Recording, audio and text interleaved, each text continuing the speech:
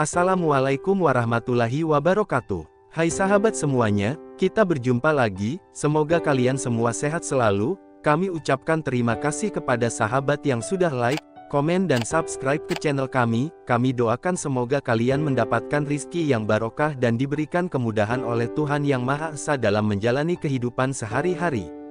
Di video kali ini kami akan mengajak kalian untuk menyelami sebuah kisah yang sangat menarik. Sebelum kita bercerita, jangan lupa tulis di kolom komentar dari mana asal kalian. Kami sangat senang bisa mengenal sahabat dari seluruh penjuru dunia.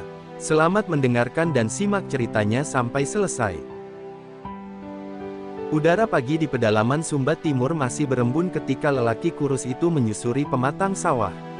Topi lebar menutupi wajah legamnya yang penuh bekas matahari, sementara di punggungnya tergantung tas lusuh berisi buku, kapur, dan bendera merah putih yang dilipat rapi. Namanya Pak Daman, seorang guru honorer yang telah mengabdi selama lebih dari 12 tahun di SD Impres Waiponda, sebuah sekolah kecil di tengah ladang-ladang jagung dan ilalang. Sekolah itu tak punya pagar, hanya 3 ruang kelas reyot dengan atap seng berkarat dan papan tulis yang bolong di sudutnya. Setiap hari, ia berjalan kaki sejauh 7 km dari rumah gubuknya ke sekolah, melewati sawah, sungai, dan lereng kecil. Kadang ditemani anak-anak yang ikut menumpang karena tak punya sepatu. Kadang sendiri, sambil memungut plastik atau kardus bekas untuk dijual sepulang sekolah. Di pundaknya tak hanya tas dan bendera, tapi juga semangat dan tanggung jawab. Karena meski hanya bergaji Rp300.000 per bulan, bagi Pak Daman, mengajar bukanlah pekerjaan. Itu panggilan hidup.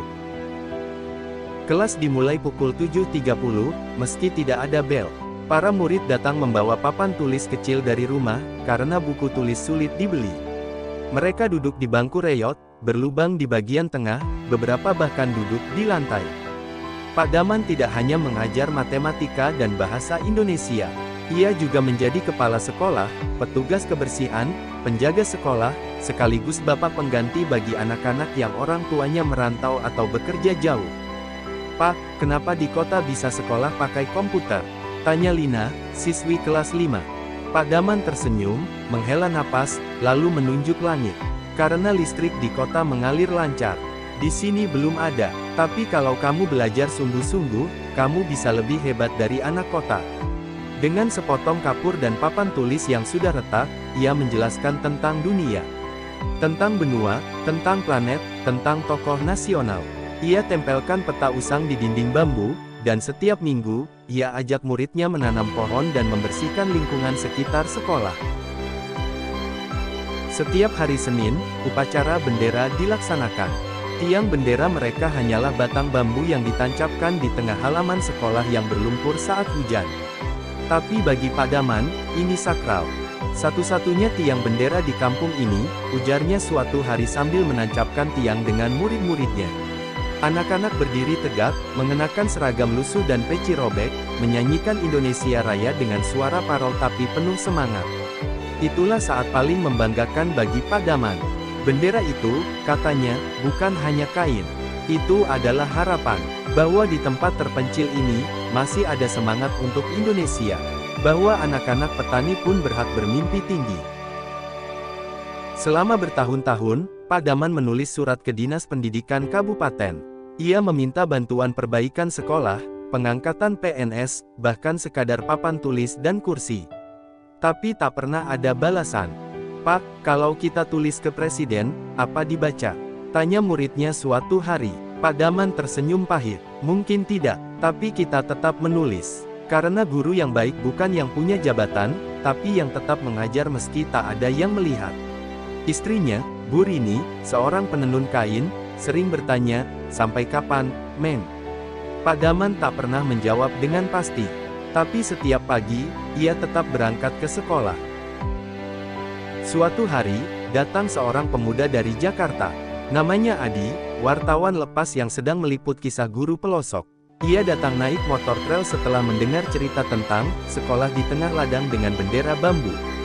Ia tinggal 3 hari di kampung itu, melihat langsung bagaimana Pak Daman mengajar. Ia merekam, memotret, dan akhirnya menulis artikel berjudul, "Bendera di Tengah Ladang, Guru Honorer yang Tak Pernah Menyerah." Artikel itu viral, dibaca ribuan orang, masuk televisi, bahkan disebut dalam salah satu pidato Menteri Pendidikan. Tak lama kemudian, bantuan mulai berdatangan. Meja dan kursi baru dikirim.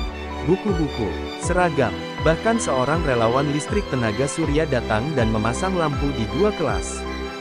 Tapi yang paling membahagiakan, Pak Daman akhirnya diangkat menjadi PNS setelah 14 tahun mengabdi. Namun Pak Daman tak berubah. Ia tetap berjalan kaki, tetap membawa tas dan bendera. Bedanya kini, anak-anak yang ia ajar bisa membaca di malam hari. Dan bendera yang dulu pudar, kini berganti yang baru, dikirim langsung oleh istana. Dan setiap Senin pagi, anak-anak tetap menyanyikan Indonesia Raya di tengah ladang. Tapi kali ini, bukan hanya dengan suara, melainkan juga dengan harapan. Beberapa tahun kemudian, seorang muridnya, Lina, berhasil lolos ke universitas negeri di kota besar. Saat ia pamit, ia peluk Pak Daman erat-erat.